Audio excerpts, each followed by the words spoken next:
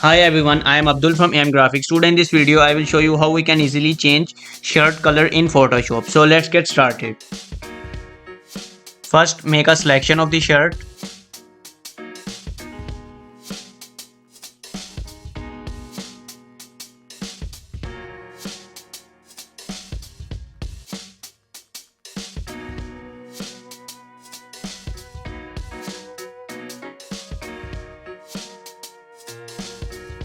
After make a perfect selection, go to select, modify, smooth by 1 pixels, and again go to select, modify, feather by 2 pixels.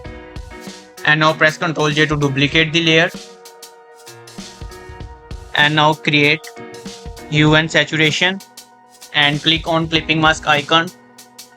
That will only affect the shirt color. And check mark on colorize.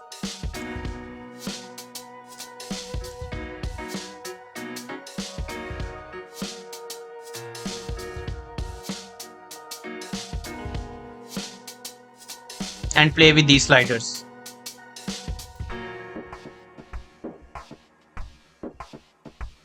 And see how we can easily change the color of the shirt. Thank you so much for watching. I hope you found this trick helpful.